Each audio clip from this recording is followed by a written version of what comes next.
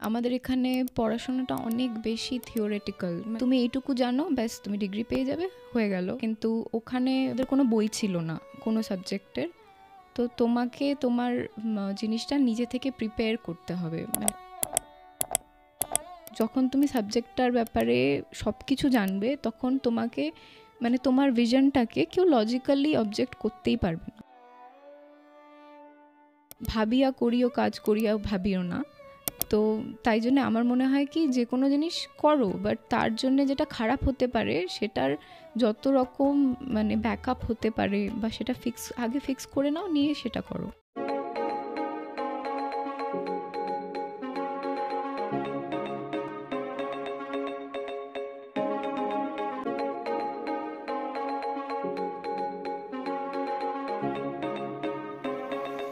নমস্কার, explore with দীপদত্ত চ্যানেলে আজকে আমরা এক বিশেষ পর্ব নিয়ে উপস্থিত হয়েছি। এই পর্বে আমরা শুনে নেব এক এন্টারপ্রেনারের তার জীবনের জার্নির সম্পর্কে কথাবার্তা। আজকে আমাদের সঙ্গে উপস্থিত হয়েছেন ক্যামেলিয়া গ্রুপের গ্রুপ ডিরেক্টর এবং সিএমও চিফ মার্কেটিং অফিসার, তিনি হলেন নম্রতা দত্ত। নমস্কার নম্রতা দত্ত ম্যাডাম। নমস্কার। আচ্ছা, আজকে আপনি এতটা আমাদের সময় দেওয়ার জন্য আপনাকে প্রথমেই ধন্যবাদ জ্ঞাপন করি। তো আপনার সম্পর্কে, আপনি যদি আপনার শৈশব বা আপনার কিভাবে আপনি পড়াশুনো করেছেন, কি করেছেন, এটা যদি একটু আমাদের বলেন বেসিক্যালি। খুবই নর্মাল ছোটোবেলা, কলকাতায় বড় হয়েছি, প্র্যাট মেমোরিয়ালে পড়তাম। প্রত্যেকটা বাঙালি মেয়ের মতো আমিও রবীন্দ্রসঙ্গীতে পারফর্ম করে নাচ শিখে, আমাদের সল্লেকে আছে রেখাচিত্রম, ওখানে ডান্স শিখতাম, স্কুলে প্রত্যেক বছর পারফর্ম করতাম, যেটা অনেকই বাঙালি মেয়েরা করে থাকে। খুবই নর্মাল ছোটোবেলা, এরকমভাবেই কেটেছে। তো তারপরে আপনি এই যে এখন রাইট নাও মার্কেটিং অফিসার হিসেবে, এবং not only marketing officer, chief marketing officer, আপনাদের এই ক্যামেলিয়া গ্রুপের এত বড় বিশাল কর্মযজ্ঞ, তার মধ্যে আপনি এই যে স্ট্র্যাটেজি ক্রিয়েট করছেন এবং পরপর দিন প্রতিদিন গ্রুপকে আরও উন্নতির শিখরে নিয়ে যাচ্ছেন, এই যে স্ট্র্যাটেজি করছেন বা এই মার্কেটিং রিলেটেড আপনার যে ভাবনা চিন্তা, এটা কিভাবে আপনার স্টার্ট হলো? আমি মনে করি আমি ভীষণই রাইট ব্রেন, তো আমার ক্রিয়েটিভ জগৎটা খুবই ভাল লাগতো। ছোটোবেলা থেকেই ভাবতাম যে কিভাবে আমার ক্রিয়েটিভ জগতের আর বিজনেসের অ্যামালগামেশনটা ঘটবে। তো চিরকাল একটা ইনক্লিনেশন ছিল গল্প বলার প্রতি, গল্প পড়ার প্রতি। তো marketing is all about creativity, story telling.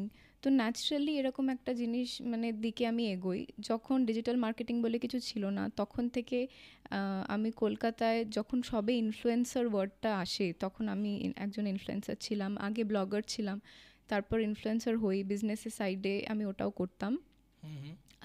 তারপর তো অবভিয়াসলি ডিজিটাল মার্কেটিং বলে একটা শব্দ এলো, ডিজিটাল মার্কেটিং হওয়া স্টার্ট হলো।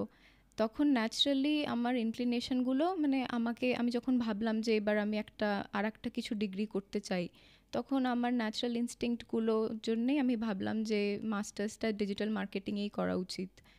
তো ইট ওয়াজ ভেতর থেকে একটা ন্যাচারাল প্রসেস ছিল। তো আপনি যে এই লন্ডন কিংস কলেজ, যেখানে ডিজিটাল মার্কেটিংটা করলেন বেসিক্যালি, এই জীবনটা আপনার কীরকম ছিল? কলকাতার একটা সাধারণভাবে আপনি যে পড়াশুনো বললেন প্রথমে, সেখান থেকে আবার লন্ডনে চলে যাওয়া, সেখানকার পরিবেশ, সেখানকার পরিস্থিতি, কিভাবে সেখানে আপনি বড় হলেন বা কিভাবে কি করলেন, এটা যদি একটু বলেন। আসলে আমার পুরো কলেজ পড়াশোনাটাই লন্ডনে। তো আমার ব্যাচেলার্স ডিগ্রিটাও লন্ডনেই পড়েছি আমি। তখন 18-19 বছর বয়সে গেছিলাম। কিন্তু তখনকার এক্সপিরিয়েন্স আর এখনকার এক্সপিরিয়েন্সটা একদমই আলাদা। কারণ তখন আমি অলরেডি পড়াশুনো করছিলাম, তো ন্যাচারালি স্কুলের পর লোক যেরকম গ্র্যাজুয়েশন করে একটা পড়ার মধ্যে ছিলাম। কিন্তু এইবার আমি 6 বছর ধরে কাজ করছি, তো হঠাৎ কাজটাকে ব্রেক করে কোভিডের মধ্যে ভাবিও নি, একটা প্রিপারেশান নিয়ে ন্যাচারালি এমন জিনিসগুলো আমি করছিলাম 2019 অবধি, যেগুলো আমাকে ওই কলেজে ঢুকতে সাহায্য করেছে। কারণ ওরকম ধরনের কলেজে তো শুধু মার্কস থাকলে ঢোকা যায় না, আরও অনেক তোমার লাইফের অ্যাক্টিভিটি কিছু দেখাতে হয়, which will make you stand out chance পাওয়ার জন্যে। তো এরকমভাবে মানে এই এক্সপিরিয়েন্সটা খুবই ডিফারেন্ট ছিল, কারণ এইবার আমি অতটা প্রোটেক্টেড একটা এনভায়রনমেন্টে ছিলাম না। আগে আমি একটা ভালো গেটেড কমিউনিটিতে, সোসাইটিতে থাকতাম। এখন হ্যাঁ, আমার পড়াশোনার সময় আমি ছিলাম ভালো একটা স্টুডেন্ট অ্যাকোমোডেশনেই ছিলাম, বাট পরে পুরোপুরি একটা ইন্ডিপেন্ডেন্ট লাইফ লিড করছিলাম। একটা মানে একটা পুরো নিরিবিলি কফি শপের ওপরে একটা অ্যাটেকে আমার ফ্ল্যাট ছিল। তো এক্সপিরিয়েন্সটা পুরো আলাদা ছিল। আর তাছাড়া নিজে বেরিয়ে চাকরি খোঁজা, চাকরি পাওয়া, অবভিয়াসলি কলেজ থেকে তো কোনো হেল্প করে না বাইরের দেশে। তো এইসব মিলিয়ে একদমই অন্যরকম ছিল। এই বাইরের দেশে যে আমাদের অনেক ছাত্রবন্ধু ছাত্রী বন্ধুরা আছেন যারা আমাদের এই এক্সপ্লোর উইথ দীপদত্ত চ্যানেলটি দেখেন বা শোনেন, ভালোবাসা দেন, তো তারা যদি কখনো বাইরে যেতে চায় তাহলে তারা কিভাবে যেতে পারে, মানে এটা যদি একটু আপনি বলেন বেসিক্যালি। আমি একটা এজেন্সিকে কন্ট্যাক্ট করেছিলাম, বিকজ তখনও আমি কোভিডের মধ্যে কাজের মধ্যে ছিলাম। তো এরকম অনেক এডুকেশন কনসাল্টিং এজেন্সিজ আছে যারা তোমার কি ইন্টারেস্ট ভালো, তোমার কিসে কীরকম মার্কস আছে, কী নিয়ে পড়তে চাও, সেটার বেসিসে তোমাকে একটা ডিগ্রি সাজেস্ট করবে, কলেজেস সাজেস্ট করবে। তারপর অবভিয়াসলি তুমি শর্টলিস্ট করবে তোমার কীরকম কলেজ পছন্দ। তো ইউকেতে যাওয়ার জন্যে তো আমি আইএলস এক্সাম দিয়েছিলাম। তো আইএলস দিয়ে তারপর মানে একটা কাট অফ মার্কস হয়, মানে কিংসে যাওয়ার জন্য আই থিঙ্ক ইটস 7 অ্যাবাভ পেতে হয়। তো এরকম ডিপেন্ড করে তুমি কীরকম ইউনিভার্সিটিতে যাবে, তার উপর তোমার আইএলসের কাট অফ মার্কসটার উপর ডিপেন্ড করে। তো এরকম অনেক এজেন্সি আছে, চাইলে তুমি নিজেও ইউক্যাস থেকে অ্যাপ্লাই করতে পারো। বাট যদি আরও 1000টা কাজের মধ্যে থাকে মানুষ, তাহলে মানে তোমার জাস্ট মার্কস রেডি আছে, তুমি এক্সাম দিয়ে দিলে, সব করে দিলে, তো বাকি কাজগুলো এজেন্সিগুলো করে দেয়। তো অনেকটা প্রসেস সোজা হয়ে যায়। তো সেকেন্ড বার তুমি যখন লন্ডনে গেলে পড়াশোনা করতে, তো তখন তোমার যে জীবন, তোমার যে আর আগে যে একটা প্রোটেক্টেড বললে হোস্টেল লাইফ, তো এই জায়গাটা তোমার কাছে কেন মনে হলো যে না আরেকবার আমাকে পড়ার জন্য যেতে হতে পারে, বা আরেকবার আমি লন্ডনে যাই আরেকটা ডিগ্রি করি? বেশ, তো কাজ করতে শুরু করেছিলে, 6 বছর কাজও করছিলে যেটা তুমি বললে, তো সেই জায়গাটা কেন মনে হলো হঠাৎ করে আবার? একটা জিনিস তো, মাস্টার্সটা আমার মনে চিরকাল ছিল যে মানে মাস্টার্সটা করলাম না, এসে কাজে ঢুকে গেছি, বছর কেটে গেছে, 2 বছর কেটে গেছে, 3 বছর কেটে গেছে, এরম করে কাজের মধ্যে আরও জড়িয়ে গেছি। তো মাস্টার্স করাটা হয়নি। ওটা ভেতরে ছিল সবসময় যে মানে কাশ আমি তখন করেই ফিরতাম, তাহলে আর মানে আমার প্ল্যান ছিল যে সে 2 বছর কাজ করে তারপর একটা বেটার এমবিএ করব। তখন ইচ্ছা ছিল এমবিএ করার, কিন্তু মানে আমি এমএসসি করি ফাইনালি। তো এরমভাবে একটা তো ভেতরে ছিল কি কোনো না কোনো দিন তো মাস্টার্স করব, এটা একটা কারণ ছিল। তাছাড়া কাজ করতে করতে মানে এক ধরো মানে তুমি যখন তোমার বাবার কোম্পানিতে কাজ করো, অনেক সময় হয়ে থাকে কি অনেক সিনিয়র এক্সিকিউটিভসদের কাছ থেকে কিছু একটু ইনার্শিয়া ফেস করতে হয়, যেটা রাইট। কি না মানে তারা হয়তো মনে করে মানে ওদের ইয়েটাও ভ্যালিড, বাট মানে ওদের রিজনটা ভ্যালিড, বাট এতটাও ভাবা উচিত না ওদের। আহ, অনেকে মনে করে যে মানে এ কেন ডিজার্ভ করে আমার বস হওয়া, হুম হুম। আমি এত বছর কাজ করছি, আমার এতটা ইন্ডাস্ট্রি এক্সপিরিয়েন্স আছে, আমি এত বয়সে বড়, কেন আমি মানে ফর হোয়াট রিজন আমি ওর কথা অর্থাৎ শুনবো। একটা মানে বলতে গেলে একটা সংঘর্ষের মধ্যে যেতে হয় ওই যে সময়টা, মানে হয়তো কারোর বাবা যিনি হয়তো এত বছর ধরে একটা সাম্রাজ্য বিজনেসকে বানিয়েছেন, বিজনেসকে তৈরি করেছেন, তো তারপরে তাদের যারা এমপ্লয়িজ রয়েছে, সুপার এমপ্লয়িজ মানে সিনিয়র লেভেলের এমপ্লয়িজ যাদের বলা যেতে পারে, তো তারা যখন তোমার এই যে এন্ট্রিটা এটা মেনে নিতে পারছে না, তো এই যে জায়গাটা, এই জায়গাটা তো একটা তো বেশ হার্ডেল। এই জায়গাটা তুমি কিভাবে কোপ আপ করতে তখন ওই সময়টাতে যদি দেখা যায় তো? তখন তো মানে আমি আজকের মানুষ আর আগেকার মানুষ একদম ডিফারেন্ট। তখন আমি অনেক সময় ভেঙে পড়তাম, ভাবতাম মানে সেলফ ডাউটে ভীষণ। তখন আমার মনে হতো কি আরে মেবি আর দে রাইট, সত্যি কি আমি ডিজার্ভ করি এখানে বসা, মানে কেউ তো ডাইরেক্টলি বলতো না, বাট রাইট। একটা মানে তোমাকে ফিল করানো হতো তো we know much more about you. আর মানে ওদের কাছে বলার জায়গাটা থাকতো বিকজ ওদের এক্সপিরিয়েন্সটা আছে। তো সেই জায়গা থেকে সবসময় মনে হতো যে maybe I should do something যেটাতে আমার ভেতরেও সেই ডাউটটা না থাকে আর না কেউ কোনো দিন বলতে পারে। ওকে। অর্থাৎ মানে এটা বলা যেতে পারে যে সেকেন্ড টাইমে তুমি যখন পড়তে গেলে তখন কি নিজেকে আরও স্ট্রং করার জন্য গেলে, আরও স্ট্রঙ্গার করার জন্য গেলে? আমি তো পড়তে তো গেছিলাম just for the sake of পড়া। তারপর মানে যেটা হয়েছে ন্যাচারাল প্রোগ্রেশন হয়েছে জিনিসপত্রের, কিন্তু গেছিলাম জাস্ট পড়তে। আমার এই সাবজেক্টটা পড়ার ইচ্ছা ছিল, এটা নিয়ে আরও এক্সপ্লোর করার ইচ্ছা ছিল। আর এটা মানে এমন একটা ফিল্ড যেটাতে সত্যিকারের যে কোনো বিজনেসে কন্ট্রিবিউট করা যায়। যে কোনো ব্যবসার এখন আমি বলবো মেরুদণ্ড ইজ মার্কেটিং। রাইট। তো এটা খুবই একটা ভালো সাবজেক্ট ছিল, সেই জন্যই পড়তে গেছিলাম। কিন্তু তারপর যেটা হয়েছে সেটা মানে কাইন্ড অফ ন্যাচারালি হয়ে গেছে। ডিজিটাল মার্কেটিং বলতে তুমি এখন যেটা বলছো, বেসিক্যালি ডিজিটাল মার্কেটিং এই মুহূর্তে আহ, কলকাতা বলো বা সব জায়গাতেই আমরা বেশ কিছু মানুষকে দেখি যে ডিজিটাল মার্কেটিং বলতে শুধু কিছু গ্রাফিক ডিজাইনিং, কিছু হ্যাশট্যাগ পুট করা, but digital marketing it's a vital ব্যাপার, অনেক বড় একটা ব্যাপার রয়েছে। এইটার সম্পর্কে যদি তুমি কিছু বলো, যে তুমি এই যে মার্কেটিং স্ট্র্যাটেজি ক্রিয়েট করো, কিভাবে তুমি কি ভাবতে হয়, কি করতে হয়, ডিজিটাল মার্কেটিংয়ের কিছু পার্টস রয়েছে, সেইগুলো তুমি কি পার্টিকুলারলি দেখো, এটা যদি একটু বলো বেসিক্যালি। অ্যাকচুয়ালি ডিজিটাল মার্কেটিং তো ভীষণ ব্রড একটা কনসেপ্ট। সে ওয়েবসাইট ডিজাইন থেকে শুরু করে লাস্টে কাস্টমারের দরজায় পৌঁছানো অবধি everything depends on digital marketing.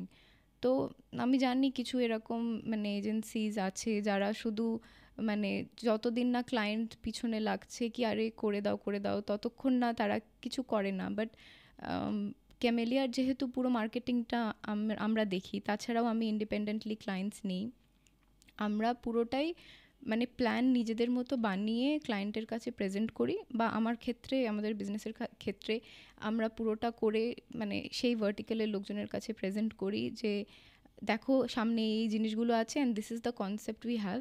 পুরো তোমার ডিজিটাল মার্কেটিংয়ে মানে যে কোনো প্রোডাক্টকে নিয়ে তোমাকে একটা গল্প বলতে হবে, যেটা মানে সেটা মানে প্রোডাক্টটাকে নিয়েই ওরিয়েন্টেড।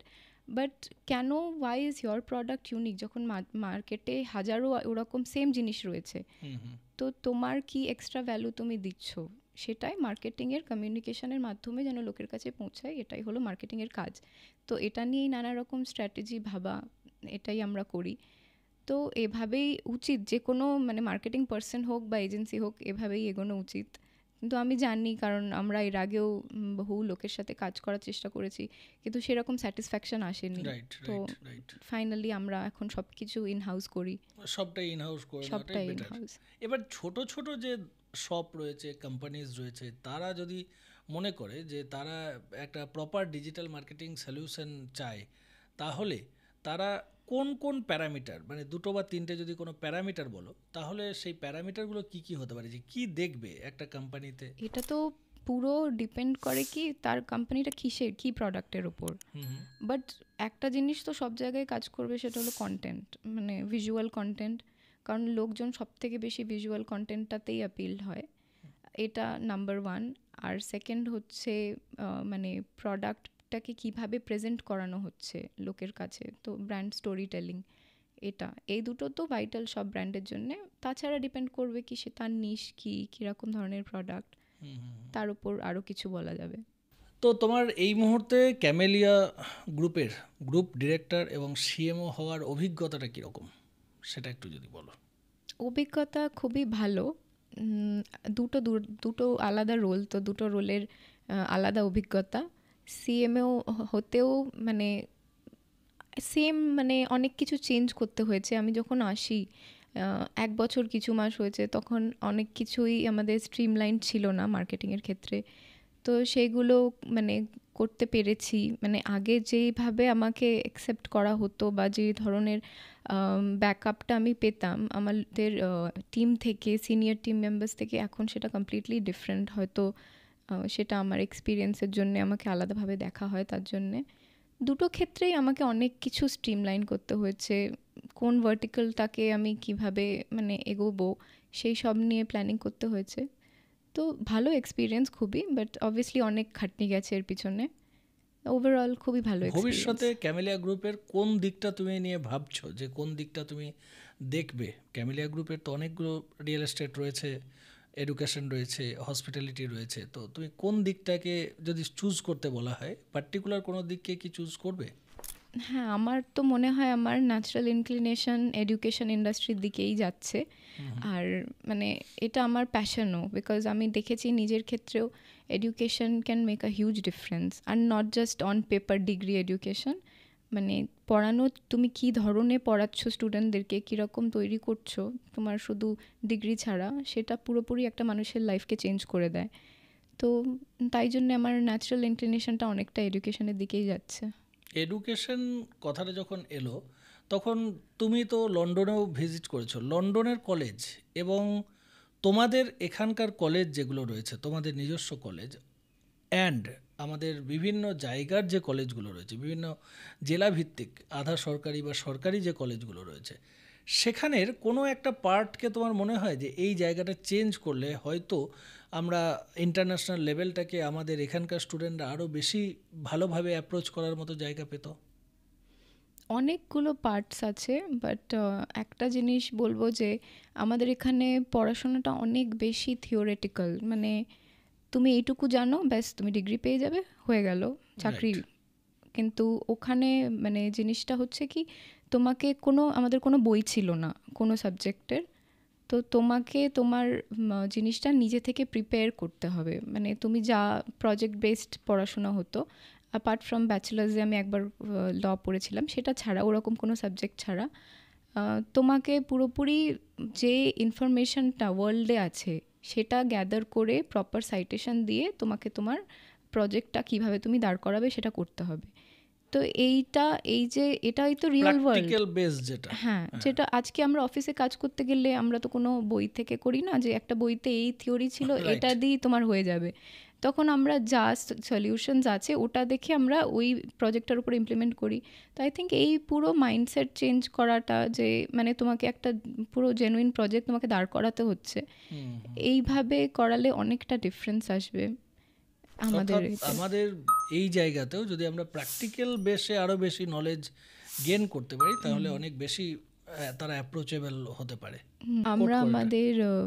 আমরা আমাদের গ্রুপের মধ্যেও অনেকগুলো ইন্টার্নশিপ অপরচুনিটিস তৈরি করেছি স্টুডেন্টসদের জন্যে, ওকে। যেটা আমাদের স্টুডেন্টসদের কাছেও ওপেন, অন্যান্য স্কুলের বা অন্যান্য কলেজের স্টুডেন্টসদের কাছেও ওপেন, যেখানে তারা কাজ করতে করতে, মানে পড়াশুনো করতে করতে কাজের একটা অভিজ্ঞতা পাবে।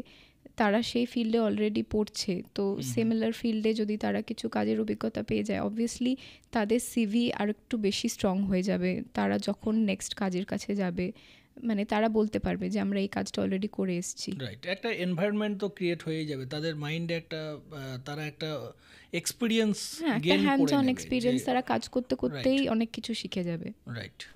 এই মুহূর্তে আমাদের West Bengal and India also, আমাদের সব জায়গাতে চাকরির একটা বেশ বড় রকম একটা ডিস্টারবেন্স আমরা দেখতে পাচ্ছি, কিছু পার্টিকুলার সেগমেন্ট ছাড়া। তো এক্ষেত্রে তোমার কি ইচ্ছা আছে, কীরকমভাবে এই এমপ্লয়মেন্ট জেনারেশনের ক্ষেত্রে তোমরা তোমাদের গ্রুপ থেকে কিছু ইনিশিয়েটিভ কি নিচ্ছ? আমার মনে হয় এটা এডুকেশন ইন্ডাস্ট্রি এটাতে অনেক কিছুই করতে পারে। আমরা অলরেডি ইনকিউবেশন সেন্টার করেছি, এন্টারপ্রেনারশিপ সেল করেছি আমাদের কলেজে, যেটা কিনা স্টুডেন্টসদেরকে যারা এন্টারপ্রেনারশিপের দিকে এগোচ্ছে তাদের আইডিয়াসগুলোকে পোটেনশিয়াল ইনভেস্টার্সদের সাথে মেলাতে পারবে। তো সেখানে আমার মনে হয় সব কলেজে, অনেক কলেজেই করছে এখন এটা। তো এরকমভাবে আমরা যদি এন্টারপ্রেনারশিপকে এনকারেজ করতে পারি, তাহলে অবভিয়াসলি অনেক বেশি জব অপরচুনিটিস ক্রিয়েট হবে। আমাদের সিআইটি থেকে পাশ করা একজন, ওনাকে নিয়েও আমাদের ইচ্ছা আছে ওনার স্টার্ট আপটাকে আরও এগোনোর। ওকে। মাতৃ বলে যে রিউজেবল স্যানিটারি ন্যাপকিনসগুলো, উনি ওটা আমাদের সিআইটির কলেজের স্টুডেন্ট করেছে। তো এইসব যত আমাদের স্টুডেন্টস যাদের মধ্যেই আমরা এই পোটেনশিয়ালটা দেখছি, তাদের জন্য এই অপরচুনিটিস ক্রিয়েট করার চেষ্টা করছি, যাতে তাদেরকে একটা রাইট প্ল্যাটফর্ম দেওয়া যায়। তো এভাবেই আই থিঙ্ক মানে অন্য কলেজরাও অলরেডি করছে তারা, বাট আরও বেশি করে যদি সবাই মিলে কিছু একটা করা যায়, তাহলে অনেক বেশি অপরচুনিটিস। পুশ হতে পারে। হ্যাঁ, আচ্ছা, লন্ডনে তুমি যে কিংস কলেজে পড়তে, সেখানকার কোনো বিশেষ স্মৃতি তোমার আছে যেটা তোমার মনে হয় যে আমাদের পডকাস্টে বলা যেতে পারে? বিশেষ স্মৃতি বলতে এমন কিছু না। আমার একটা ফেভারিট স্পট আছে, ওটা অ্যাকচুয়ালি লন্ডনের ট্যুরিস্ট ডেস্টিনেশন, একটা সমারসেট হাউস। অনেকেই হয়তো জানে না, that is part of King's College London campus, Strand ক্যাম্পাসের পার্ট ওটা। তো ওটার মধ্যে একটা কফি শপ আছে, যেখানে মানে অনেক সময় আমি তাড়াতাড়ি চলে যেতাম, বা কিছু গ্রুপ মিটিংসের জন্য আমরা বসতাম, বা একটু কলেজের পরে গিয়ে বসতাম। ওয়াচ হাউস বলে, ওখানে মানে ওখানে উইন্ডো সিটে মানে আমার খুবই মানে ভালো লাগতো বসতে, with like a good book and a coffee. তো এটাই সব থেকে ভালো মানে একটা স্মৃতি। ডেস্টিনেশন ফিল পাওয়া যায়, আইডিয়াল হ্যাঁ, ডেস্টিনেশন টাইপ। ক্যামেলিয়া প্রোডাকশনস যেটা তোমাদের রয়েছে, এটার সাথে কাজ করার অভিজ্ঞতা বা এটার এক্স্যাক্টলি এদের তোমাদের লক্ষ্যটা কি? ক্যামেলিয়া প্রোডাকশনসের যে কাজগুলো তোমরা করছো এখন রাইট নাও, এটা কি করছো বা এটার নিয়ে ইন ফিউচার কি করার ইচ্ছা আছে তোমাদের? ক্যামেলিয়া প্রোডাকশন তো আমাদের একটা প্রোডাকশন হাউস। তো এখানে আমি মানে যখন আমি জাস্ট পড়তে মানে বাইরে থেকে যখন ফেরত আসছি, তখনই আমাদের সিনেমাটা রিলিজ হয় অতি উত্তম। আর সেটা এমন একটা সময় যখন আমি জাস্ট বাড়িটা পুরো প্যাক আপ করছি, 1 মাসের মধ্যে আমাকে বেরিয়ে যেতে হবে। সেই রকম সময়েই আমি পাশের একটা স্টারবাকস থেকে বসে সবার সাথে ভিসি করে কল করে আমরা পুরো প্ল্যানটা চক আউট করি অতি উত্তমের, কীভাবে মার্কেটিং হবে, ডিজিটাল মার্কেটিং। আর পিআরের জন্য অবভিয়াসলি আমাদের একটা এজেন্সি ছিল, বাট পুরো মার্কেটিংটা আমরা ওখান থেকে বসে প্ল্যান করি। তো ওখান থেকেই আমার প্রোডাকশন হাউসের সাথে জার্নিটা স্টার্ট হয়। তো মানে it's a very nice interesting vertical আমাদের। আর এটা তো আমার কাজিন দাদা নীলাঞ্জন বাসু, উনি এটাকে হেড করেন। তো ওর সাথে তো কাজ করার মজাটাই আলাদা। আমরা সবসময় মজা করেই আর কি ঠাট্টা করে খুব ভালো কাজ করি। আর বেসিক্যালি প্রোডাকশন হাউসে আমাদের আর আমাদের ক্যামেলিয়া গ্রুপের যে ভিশনটা আছে, বাংলা সিনেমা আজ থেকে 7-8 বছর আগে যেই রকম সময় আমরা স্টার্ট করি, তখন অনেকটাই অন্যরকম ছিল। আর এখন যে ধরনের কন্টেন্ট আমরা মানে প্রডিউস করছি, সেটা অনেকটাই বেশি ইউথ সেন্ট্রিক, জনপ্রিয়। কিছু এমন গল্প যেটাতে মানে পুরনো ট্রেডিশনের স্টারসদেরকেও আপনারা মানে নতুন লোকের কাছে নতুনভাবে জনপ্রিয় করে তুলতে পারবেন, যেটা কিনা আমাদের অতি উত্তম সিনেমাতে আবার উত্তম কুমারকে আমার মতো একটা জেনারেশন মানে কিভাবে আবার ক্যাচি হ্যাঁ, করা যেতে পারে? হ্যাঁ, সেই রকম অন্যরকম ধরনের কন্টেন্ট আমরা বলতে পারি। বা বিবাহ ডায়েরিজ বলুন, একটা সিম্পল ম্যারেজের রেগুলার মানে কি হতে পারে, ক্যাচাল, মজা, ভালোবাসা, এগুলো নিয়ে গল্প। তো নতুন ধরনের কিছু আলাদা গল্প বলার ইচ্ছা আছে।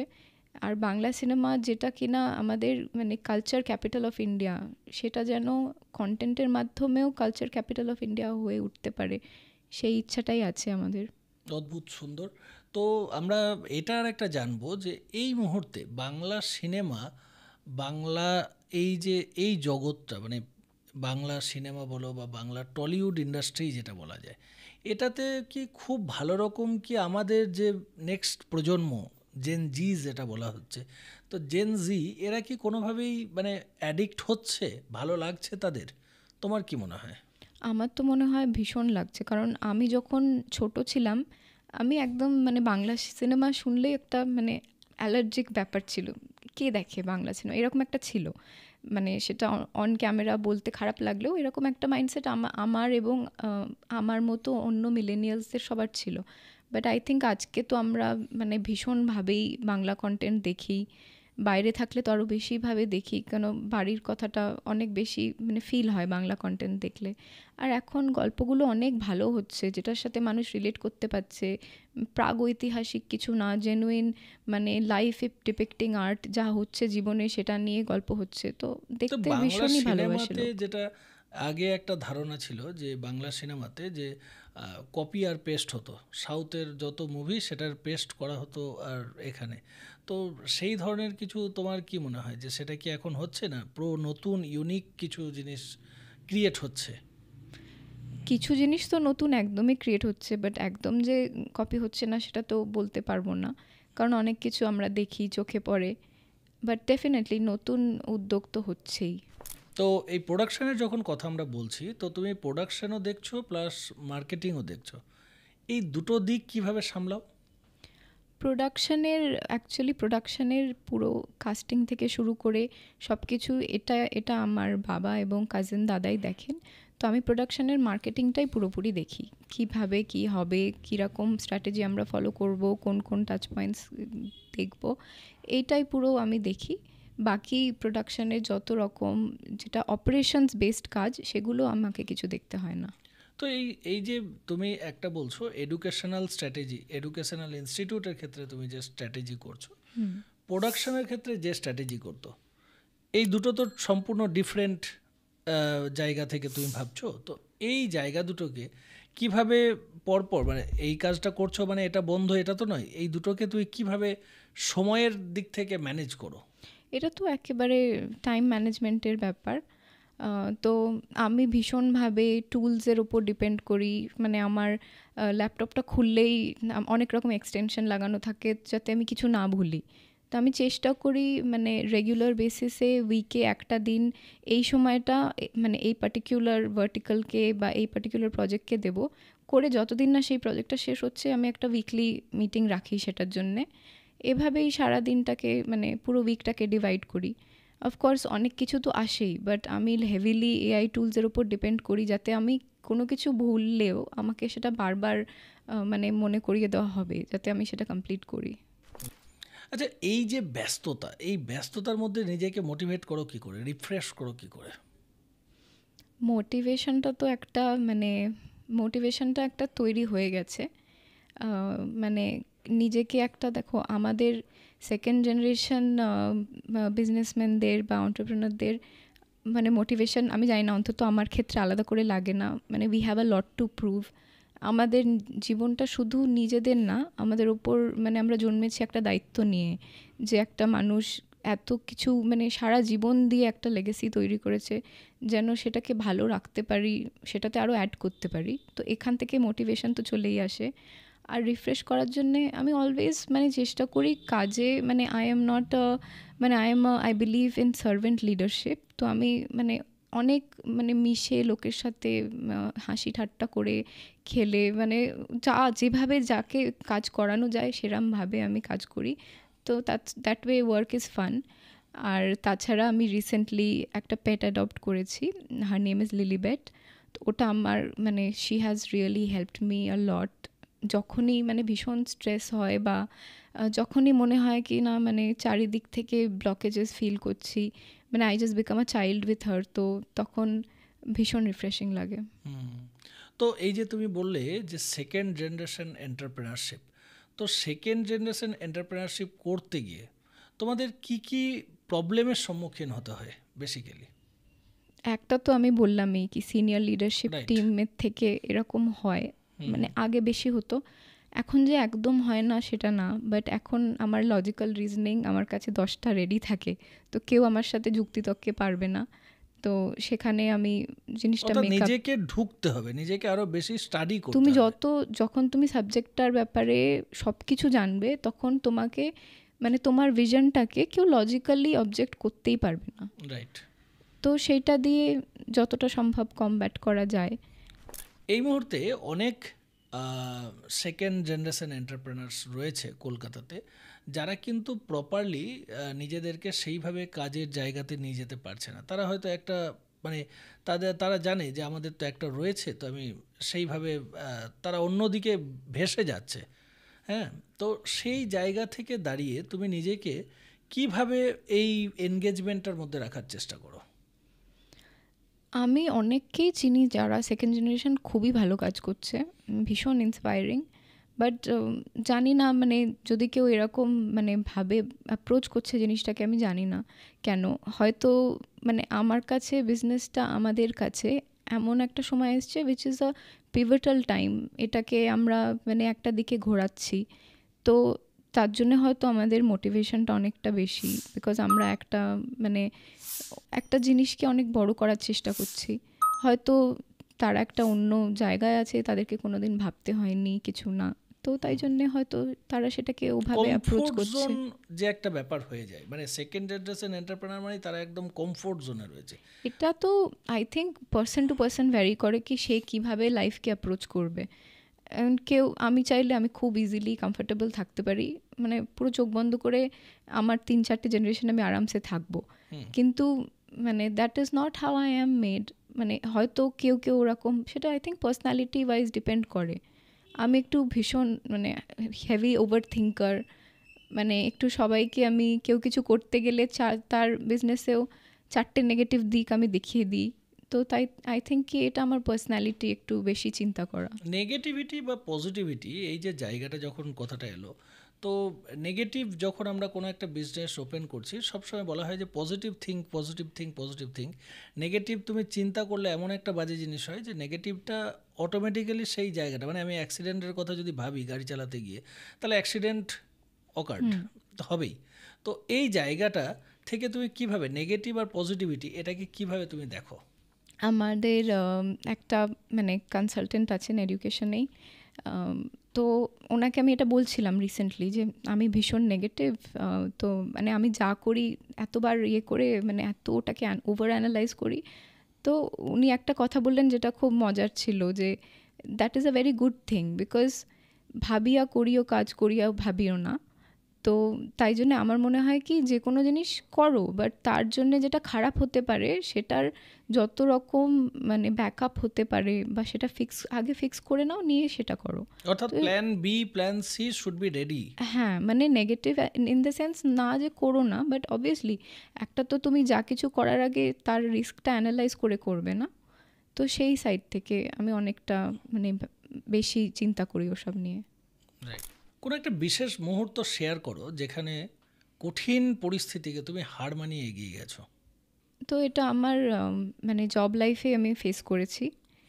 আমার ফার্স্ট জবে যিনি আমাকে হায়ার করেছিলেন, শি ওয়াজ লন্ডনে? হ্যাঁ, ওকে। শি ওয়াজ মতলব she was a very nice, মানে very high and professional, and she is director in one of the biggest companies in Europe now. খুব ভালো করছেন উনি। বাট আনফর্চুনেটলি আমি যখন আমি ইন্টার্নশিপ থেকে জবে কনভার্ট হয়, তখনই উনি ছেড়ে দেন। আর তখন যিনি জয়েন করেন, আমি জানি না কেন, বাট উনিও একজন মহিলা ছিলেন, আমার আগের বছর একজন মহিলা ছিলেন, বাট কোনো কারণ ছাড়াই উনি আমাকে মানে খুব বেশি মানে একটু বেশি স্ট্রিক্ট থাকতেন, হয়তো বিকজ বাকি সবাই আমাকে পছন্দ করতো। বা ইউকেতে একটা জিনিস খুব হয়, এটা মানে সবাই তো ইউনিভার্সিটি যায় না, তো সেখান থেকে অনেকেই মানে কাজ করে করে এগোয়।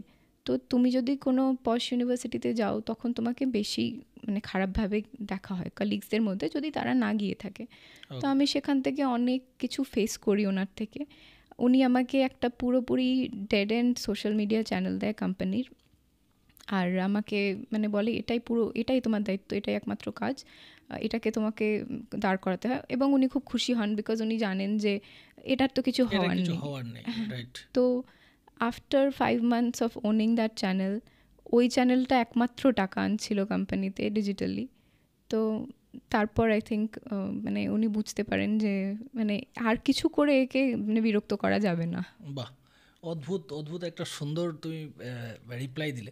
এবার আমাকে একটা বলো যে তোমাদের যে ক্যামেলিয়া প্রোডাকশন থেকে, যেটা ইউটিউবে silver button I think so তোমরা পেয়েছো, তো ক্যামেলিয়া প্রোডাকশন থেকে তোমরা যে সিলভার বাটন পেলে, এখানের যে স্ট্র্যাটেজিগুলো, এখানের যদি তোমাকে আমি দুটো স্ট্র্যাটেজি বলি যে এই দুটো স্ট্র্যাটেজি বলো, সো দ্যাট কি আমাদের অনেক ফ্রেন্ড সার্কেল রয়েছে, ইউটিউবার ফ্রেন্ডস রয়েছে, বা অনেক ইউটিউবার্স যারা নতুন কাজ করছে, তারা যাতে একটুখানি হেল্প পায় যে কিভাবে এই সিলভার বাটন বা এটা যেতে পারে। এটা তো একটা অ্যাচিভমেন্ট, তো এটা কিভাবে পেতে পারে? মেনলি সিলভার বাটন তো সাবস্ক্রাইবার বাড়লেই আসে। তো সেখানে এমন এমন শর্টস, এখন অনেক ইউটিউব শর্টসও একদম মানে আমরা মার্কেটিংয়ের ভাষায় বলি কি শর্টস ইজ অন স্টেরয়েডস নাও। তো শর্টসে এরকম এরকম কন্টেন্ট দাও যেটা দেখে লোক আরও বেশি তোমার চ্যানেলে আসে, ভিডিওস দেখে, একটু ক্লিকবেট জাতীয়, সেটা মানে ভালো লাগুক না লাগুক এমন ধরনের। আমরা যেটা ফিল্মের ক্ষেত্রে করি, এমন এমন অংশ কেটে দিই যেটা দেখে মনে হবে কি মানে শেয়ার করব বা এই চ্যানেলটাতে যাই। তো সেরকম ধরনের একটু ক্লিকবেট আইটেমস দেওয়া উচিত শর্টসে। আর সেকেন্ডলি সবসময় একটু তো মার্কেটিং বাজেট রাখা উচিত চ্যানেলকে প্রমোট করার জন্যে, না হলে কি করে আর 10টা লোকের কাছে পৌঁছাবে? তোমার কাজ যতই ভালো হোক, একটু তো তাকে পেট্রোল দেওয়া উচিত দরকার। রাইট। তো তোমার মতে একজন সফল মার্কেটার হওয়ার জন্য কি কি গুণ থাকা দরকার বলে মনে হয়? আই থিঙ্ক মানে কুইক থিঙ্কিং খুব দরকার, বিকজ অনেক সময় টাইম থাকে না, হঠাৎ করে কিছু জানতে পারি, হঠাৎ করে কিছু লাগতে পারে ক্লায়েন্টের বা কোম্পানির। তো সেখানে মানে ফুল অফ আইডিয়াস আর খুব তাড়াতাড়ি থিঙ্ক অন ইয়োর ফিট। আর মানে একেবারে গল্প, মানে স্টোরি টেলার সেটাকে যাই বলে, গল্প যে বলে সেরকম কিছু হওয়া দরকার। যে খুব ভালো ভিজুয়ালাইজ করতে পারে যে কোনো কন্টেন্ট নিয়ে কি করা যেতে পারে, বা কি বললে পরে কি মাধ্যমে বললে সেটা লোকের কাছে জনপ্রিয় হয়ে উঠবে। এই দুটো জিনিস আমার মনে হয় সব থেকে বেশি দরকার। তো আজকের যদি তোমাকে বলা হয় যে তরুণ প্রজন্ম যারা আসছে রাইট নাও, তাদেরকে যদি তোমাকে 3টে পরামর্শ দিতে বলা হয়, তুমি কি বলবে? এখন এখনকার প্রজন্ম আমার মনে হয় তারা আমাদের থেকে, মানে আমরা যেরকম ছিলাম তখন, তার থেকে অনেক বেশি মানে এগিয়ে, অনেক ভাবে নিজেদের ক্যারিয়ার নিয়ে। আমরা তো সেই সময় মনে হয় টুয়াইলাইট সাগা দেখতেই ব্যস্ত ছিলাম। তো অলরেডি তারা ভাবে, তাদেরকে আমি বলবো যে মানে বি সিরিয়াস, নিজেদের ক্যারিয়ার নিয়ে এখন থেকে ভাবো। আর সেকেন্ডলি, কোনো দিন মানে যেই না হও, তুমি যেখান থেকেই না আসো, কোনো দিন কারোর ওপর ডিপেন্ড করো না। সবসময় নিজের অ্যাসেট হয়ে দাঁড়ানোর চেষ্টা করো, যাতে মানে কোনো দিন তোমাকে কারোর উপর ডিপেন্ড না করতে হয়। উল্টো তুমি এরকম ভ্যালু অ্যাড করো যাতে তোমার আশেপাশের লোক আরও ভালো করে থাকতে পারে। রাইট। আর থার্ডলি বলবো, নিজের লাইফ পার্টনার খুব কেয়ারফুলি, খুব মানে ভালোভাবে চুজ করো। এমন কাউকেই চুজ করো যে তোমাকে পুরোপুরি অ্যাকসেপ্ট করবে, তোমার ক্যারিয়ারকে অ্যাকসেপ্ট করবে, নাকি কোনোভাবেই তোমার লাইফে বাধা হয়ে দাঁড়াবে। বিকজ মানে দ্যাট ইজ ওয়ান চয়েস যেটা তোমার লাইফকে হয় তৈরি করবে, নয় শেষ করবে। বাহ, এটা কিন্তু একটা খুব বড় পয়েন্ট। আমরা সব জায়গাতে শুনি be focus on goal, focus on work, এই কালচার, কিন্তু এই যে তুমি যে বললে জিনিসটা, এটা একটা নতুন আমাদের একটা ইউনিক পয়েন্ট যে আজকালকার দিনে প্রত্যেকটা যারা এই মুহূর্তে 18 to 20 এই এজের মধ্যে টিনেজার বলা যায়, তারা সবাই এই একটা জায়গাতে পুরো গোত্তা খেয়ে সারা জীবনের মোড়টা ঘুরিয়ে ফেলছে, যে একটা রিলেশনশিপ। তো সেই জায়গা থেকে তুমি যেটা বললে, ইটস আ হিউজ, মানে রিলেশনশিপ শুড বি প্রপার। তোমার কোনো প্রিয় বই যেটা তোমাকে অনুপ্রেরণা দেয়, এরকম কিছু? অনেক বই আছে। আমি আজকাল অতটাও টাইম পাই না, বাট এক সময় আমি কোভিডের মধ্যে আমি বুক রিভিউ করতাম একটা প্ল্যাটফর্মের জন্যে। তো তখন আমি পড়েছিলাম দ্য এভরিথিং স্টোর, অ্যামাজনের ব্যাপারে লেখা। তো ওখানে জেফ বেজসের যে মাইন্ডসেটটা ছিল, যে ডে ওয়ান, মানে রোজ এরকম, যে যতই না কেন তুমি প্রগ্রেস করে ফেলো, রোজই এরকম একটা মাইন্ডসেট নিয়ে যাও যেটা তোমার ডে ওয়ানে ছিল, যেই লেভেল অফ মোটিভেশন ছিল, যতটা তোমার স্পিরিট আপ ছিল, সেটা যদি, সেই মাইন্ডসেটটা যদি তুমি রোজ নিয়ে যেতে পারো, তাহলে মানে তুমি সেমভাবেই এগোতে থাকবে। ওই বইতেই আর একটাও কনসেপ্ট ছিল যে অ্যামাজনে কি করা হয়, ওরা তোমার বোর্ড মিটিংয়ে একটা চেয়ার খালি রেখে দেয়। আচ্ছা।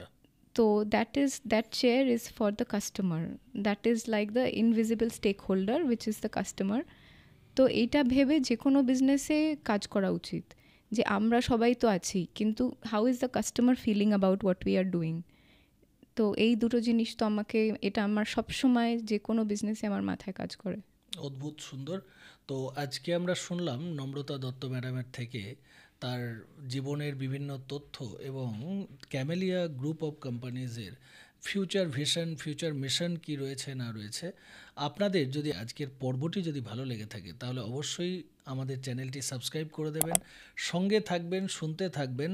আরও নতুন নতুন entrepreneur, political leaders, inspirational leaders, inspirational stock যারা দেয়, সেরকম প্রচুর মানুষ কিন্তু আমাদের সাথে কন্টিনিউ বেসিসে আসছেন প্রত্যেক উইকে। ফ্রাইডে, এভরি ফ্রাইডে রাত 8টাতে এক্সপ্লোর উইথ দীপদত্ত চ্যানেলে নতুন নতুন পর্বের আমরা উন্মোচন করছি। শুনতে থাকুন, ভালো থাকুন, সঙ্গে থাকুন। ধন্যবাদ।